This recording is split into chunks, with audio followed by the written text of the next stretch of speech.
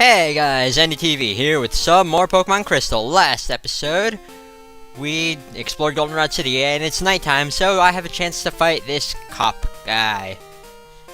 Which is the main reason that I recorded this episode at night. Because I wanted to fight the two police officer cop guys that are in this game. Because they only fight at night. And fun fact, this episode is recorded in post-commentary like the last one because I felt like it. But next episode is going to be live. I mean, this episode is really long, so yeah. This is probably going to be the longest episode in all of Crystal, so yeah. Anyways, police officers, they tend to use Growlithe. At least the only two police officers in this game. All they use is Growlithe. Ooh, Crasher's level 18, and that's nice. But yeah, I'm not going to be going to the gym just yet. I'm going to be exploring the routes that are above Goldenrod City, because I want to get in all the training I want done for the gym, because a lot of people consider the third gym in the Johto games one of the hardest gyms ever in the entire Pokemon series. Now, as a kid I did have trouble with the gym leader, but this time around, I'm not going to have any trouble at all. And this guy, he's going to ask you for a favor. He's going to ask you to take a Pokemon with mail to his friend on Route 31. So yeah, I'll just take his Pokemon and wait till I get a chance to go to Route 31. Now, the Pokemon that he's giving us, it's a Spearow. And yeah, it's a level 10 Spearow with the name Kenya for some reason. It's level 10, nothing really special, but it does have mail, which I will read, and it says Dark Cave leads to another road. Yep, which is why I'm going to be exploring Dark Cave next time I get the chance. But yeah, you can give that Spearow holding the flower mail to the guy, or you could give the flower mail to another Pokemon and hand it over to the guy, but you will lose that Pokemon. I had to learn that the hard way, because the first time I played Gold version, I had my Togetic hold that flower mail, and then I had to give my Togetic. Luckily, the remakes fixed that by having you just give the mail to him if it's not attached to that Spearow, but yeah. And I will be delivering that Spearow when I do get the chance, but it won't be for a while. Well, okay, we're in Route 35, I think, right? Well, since I'm just going to be doing nothing but battling, there are a few things I do want to talk about in this video, since this is going to be a long one and I have nothing to talk about otherwise. First off, this is a mechanic that was changed between Generation 1 and Generation 2, and it's how critical hits work. In the first gen, I went over how critical hits are based off the Pokemon's base speed stat. That's no longer the case. Critical hits, the way they work in this game, is that it works in different stages.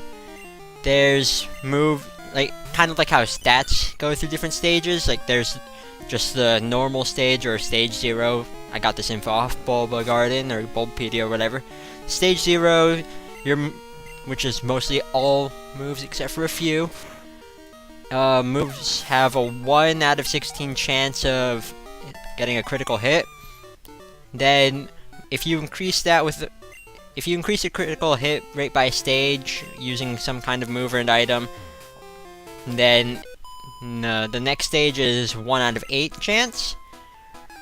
Then the stage after that is a 1 out of 4 chance. Then the stage after that is 1 out of 3. Then stage 4 and all the way up to stage 6 are 50% chance. So yeah.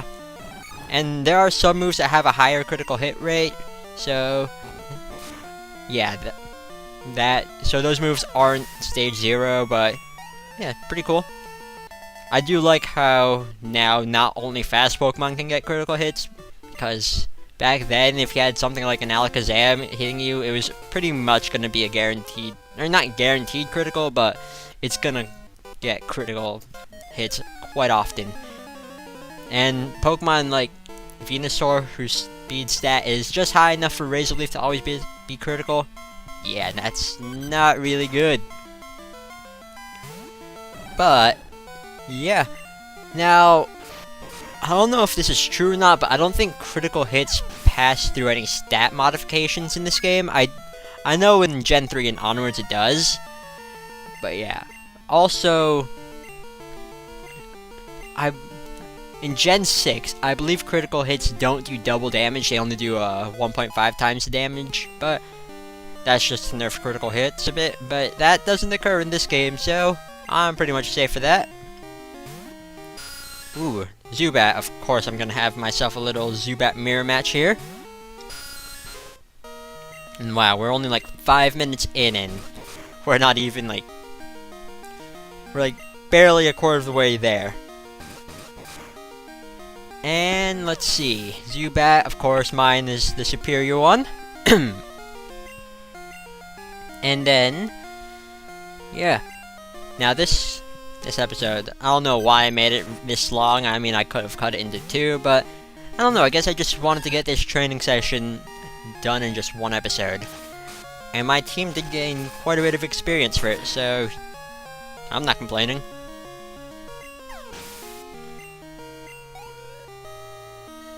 Okay, this guy's done. And let's see. Yeah, talking about how music... well, hello iPod, but yeah. That guy was talking about how music affects Pokemon that are in the wild. I went over that last episode, but there's 2 radio programs that affect wild Pokemon. Pokemon March increases the likelihood of you finding a wild Pokemon, and then Pokemon Lullaby decreases that chance. And it might put Pokemon to sleep, I'm not too sure. Ooh, Magmar. Not too much of a threat considering I have an 8 level advantage. But yeah, Crasher, he is doing wonderfully. I'm really glad he's a part of my team. Okay, this Magmar can also go down. I don't know if I mentioned it last episode, but Heracross wasn't always going to be a part of my team. My 3rd team member was going to be a Tyrogue from that odd egg. That's... yeah. But I didn't want Tyrogue in the end because too much of a hassle to get it to evolve into Hitmontop. And I don't know, I just like Heracross more. Heracross is a cool Pokemon. Now this guy, he has 4 Voltorb. And they're all 4 levels apart, which is weird. Like, 4 levels apart from the last one. So the next one is going to be level 6, and the next one after that is level 10, and the one after that is level 14. But Crasher, with his little Fury tag, which is really helpful at this point in the game, it's going to take care of this guy, no problem. Yeah, usually Fury attack and moves that hit multiple times like that, they're not that worth it, but early in the game, they're actually pretty good. So, okay. I like Voltorb's Cry in this game. It just sounds really cool.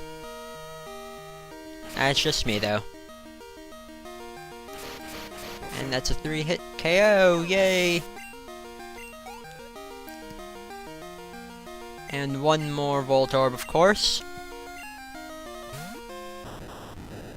Wow, Crasher? Yeah, he's probably gonna be a big help during the next gym because it's normal types, and even though Crasher doesn't have any fighting type moves right now, he still hurts quite a bit. Okay, just kill you with Horn Attack. Doesn't even look like Crasher's Horn can hurt that much, but then again, I don't know.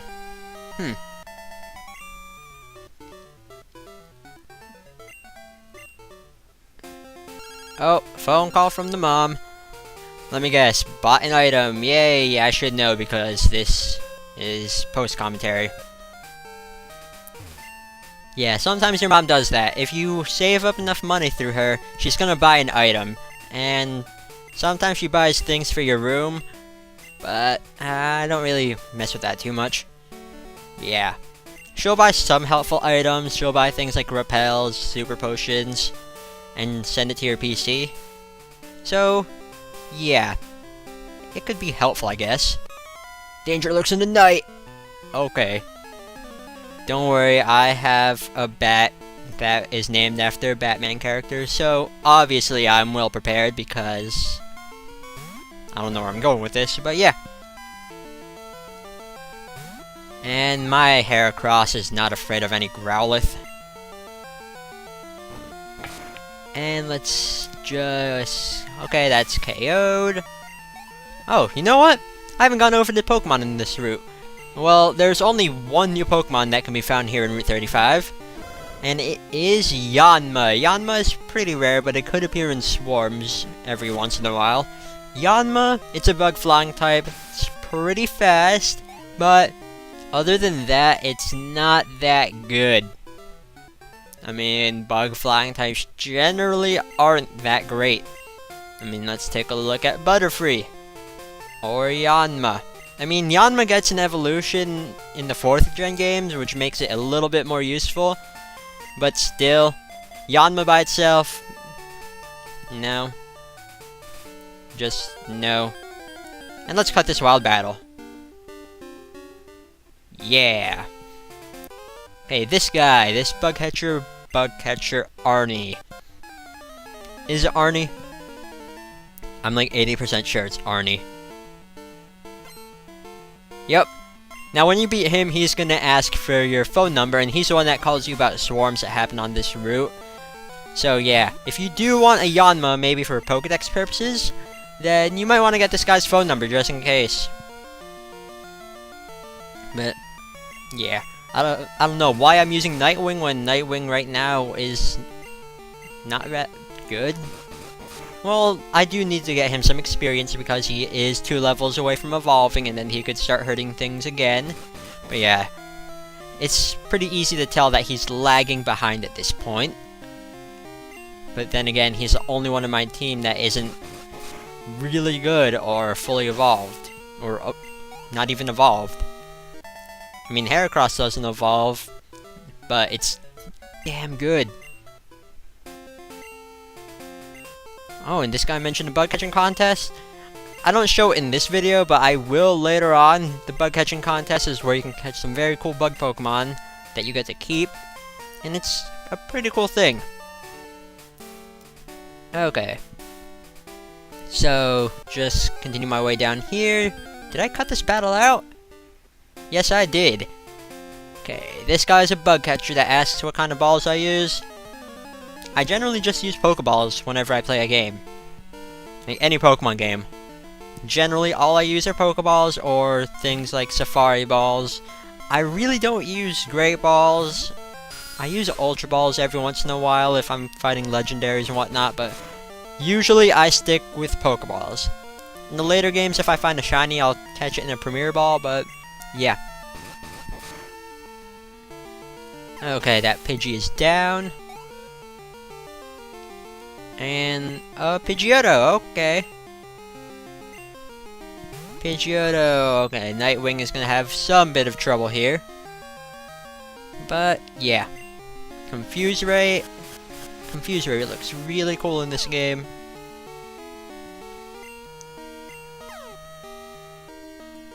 And this might hurt. Oh, we're actually, like, pretty much halfway done with this video. Yay! I promise, next episode is not going to be nearly as long. No, it won't. I mean, it's just going to be me going against the next gym, which I haven't recorded yet, but I will probably after this video. But yeah, the next gym, I don't think it's going to be that hard. I mean, the gym leader might be challenging for me, but I'm prepared. I mean, the 3rd gym leader does have quite a reputation throughout a lot of Pokemon players, but yeah, not worried at all. And this TM, it is TM04, it contains the move Rollout. Oh boy, we're gonna be seeing this move in the next episode, but what it does is, it's like Fury Cutter, in which it gets stronger the more you use it in succession. But yeah. Rollout, it's decent. I mean, I'm not going to be using it. I don't think any of my Pokemon can use it. So yeah. Okay, so right through here, we are going to be in the National Park. The bug catching contest is on Tuesdays, Thursdays, and Saturdays. I'm recording this on a Friday. So yeah. And my mom left the repel. Yeah, I deposited the charcoal and the poison barb to make room for items in my PC. Or in my bag, since I ran out of space. But yeah. National Park. The music is really great. Especially in the remake. I love the music in National Park. It sounds really, really great. And there's one part that's just awesome. My head is itching me, but this headset is... And there's a few trainers here to battle, but they're all in the upper part where the grass is. Okay, Persian. And this lady here, she is going to be giving us a pretty useful item. It is a Quick Claw. If you give it to a Pokemon, it has a chance of striking first, not counting priority. But yeah, Quick Claw is a pretty handy item. It's really helpful for slow Pokemon. I don't know if I'm going to be using it, but yeah. And oh, we're getting to the really cool part of the music.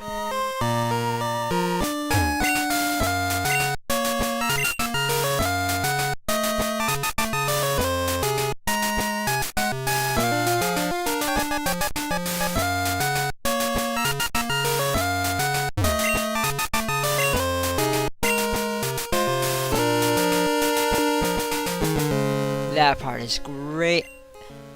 But anyways, I mentioned priority just a few seconds ago. Priority basically dictates which moves go first. Now usually, priority, the way it works is all moves have a priority, or most moves, like the majority of the moves have a priority of 0. And moves that have a higher priority strike before those. Like the best example would be Quick Attack, where it has a priority of 1. So it's always going to strike before moves that have a priority of 0. And then my Heracross has Endure. That's a move that has a priority of 3 in this game. So yeah, that's just an example of how priority works. There are moves that have a negative priority. I think the best example, I don't know if there is one in this game. Let me think.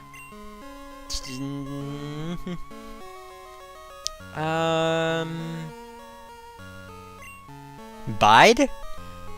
Does that have a negative priority? Well, yeah. That means that they'll generally be the last moves that happen in a battle, or in a turn. I think running away has a low priority. But yeah. There's 0 priority, which is, like I said, most moves. And the highest priority is +7, and the lowest is -7. But I don't think there's any moves in Crystal with a priority of -7. I don't think so. Yeah, that's how priority works. So, yeah. And competitively, priority moves are really helpful. I mean, let's take a look at Bullet Punch Scizor, or Mach Punch Breloom, or Aqua Jet Azumarill.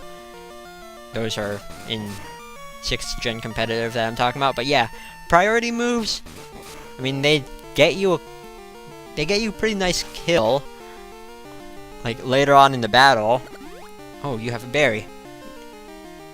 I mean, that way it prevents your opponent from using like a recovery move if they're faster than you. But yeah, priority moves in general are really, really good. So yeah, like even though some of them like Quick Attack are low power, they are still pretty helpful. And I don't think any of my Pokemon are going to be getting any offensive priority moves. I don't think so. Oh well. Oh yeah, this park is shaped in the likeliness of a Pokeball. I mean, the grass that I'm in right now is the bottom half of the Pokeball, the fountain is the button, and the grass on the top is the top half of the Pokeball. Oh, you know what? I forgot to mention, there's a new Pokemon that we could find in this route. or not route, this area, there's actually 3 new Pokemon, which are pretty interesting. First off, there's Nidoran female and Nidoran male. They can only be found in the morning and day. Now, sweet scent, that's weird in this game. Anyways, Nidoran female is the defensive one out of the 2, and Nidoran male is the offensive one of the 2. Both are pretty good. You need a Moonstone to evolve them to their final stages. But yeah, these Pokemon had genders before genders were even things in Pokemon games. So yeah, I'd recommend either of them because they're really cool Pokemon. And then the next Pokemon we can find here in National Park, not counting the bug catching contest, there's a separate table for that. The last Pokemon here that's new that we can find, which is only available in the day, is Sunkern. Sunkern has the lowest base stat total out of any Pokemon in the series as of right now. And you evolve it through a Sunstone, which is actually available in a bug catching contest. Sunkern, no, it's not that good. I mean, I do like Sunkern a lot, but it's not really worth it. So yeah, but I can say that either of the Nidorans are worth it, because Nidoran female or Nidoran male, sorry, I'm just looking at this note card, but yeah, Nidoran female or Nidoran male, they are pretty helpful once they're fully evolved, and they both look pretty cool. And there's 2 more trainers left here in National Park to fight. There's this trainer here, and there's one more that is gonna catch a lot of people by surprise if it's their first time playing this. I mean, it caught me by surprise when I was recording this video, but yeah. Oh, hello, Oddish. Ordish. This thing is not going to stand up to my Heracross. Oh well. Okay, you're almost level 21. Ooh, Cubone! I went over Cubone in the last episode because it was available in the game corner. Cubone is cool, and I like its bone throwing animation. Oh, Leaf is almost up to level 22. Oh, level 22. That's when Nightwing is going to evolve into an awesome Golbat. So yeah, I don't think it happens in this video. No, it doesn't.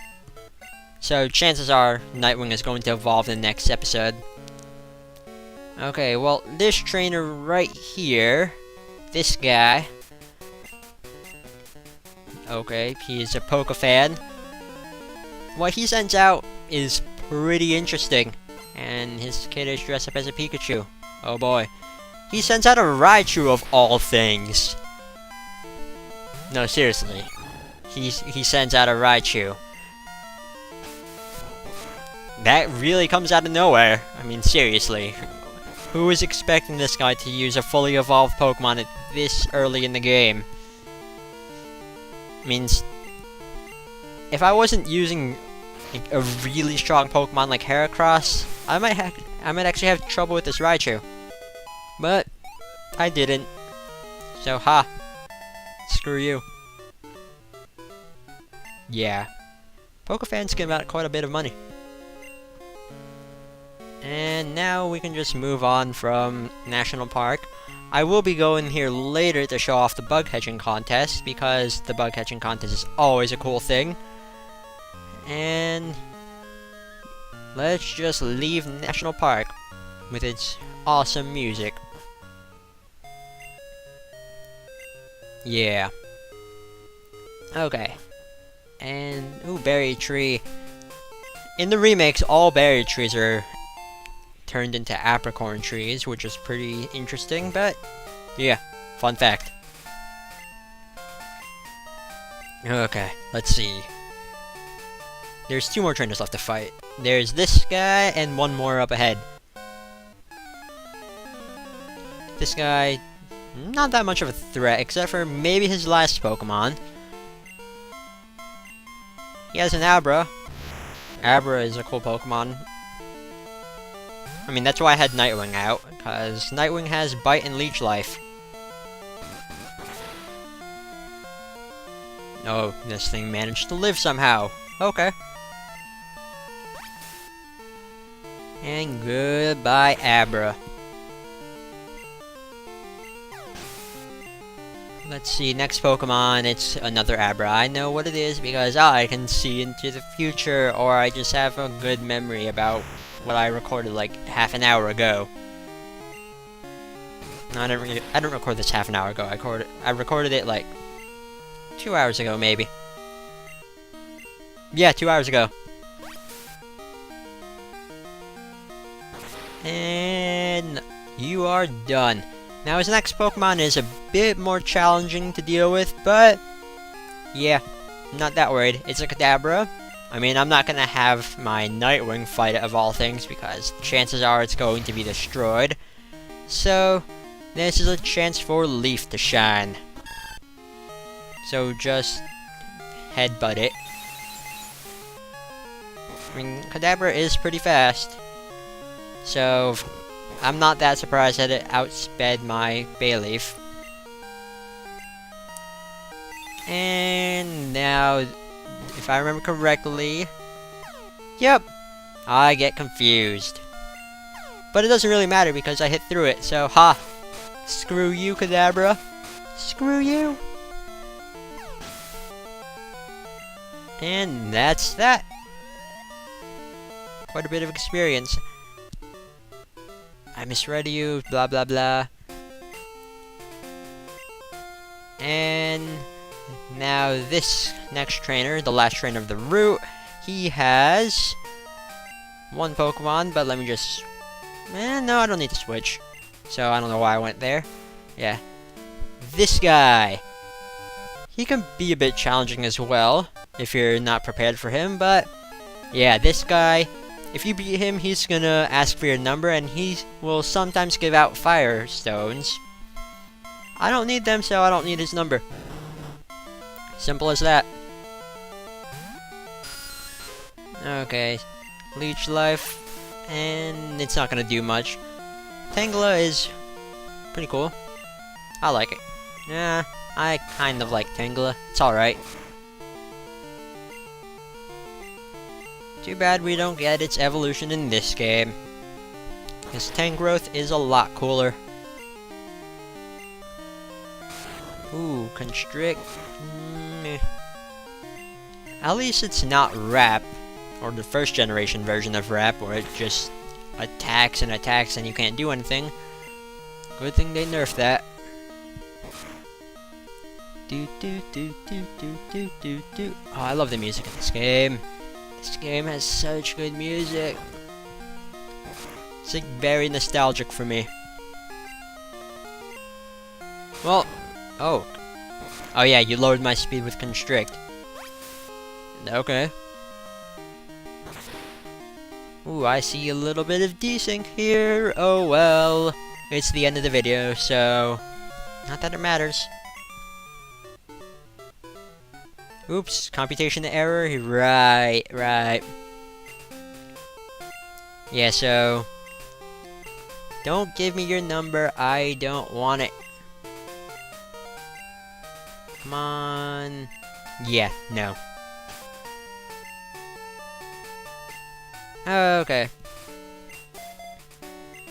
So now just head over here, and you need to talk to this not this trainer, this lady, because she is going to talk about this little tree, and then she's gonna head back to the flower shop in Goldenrod City, and we need for that to happen, so it's better that I did it now, and I'm just messing around with the tree. Okay, I finished healing up, and you know what, time to end this video off, so later.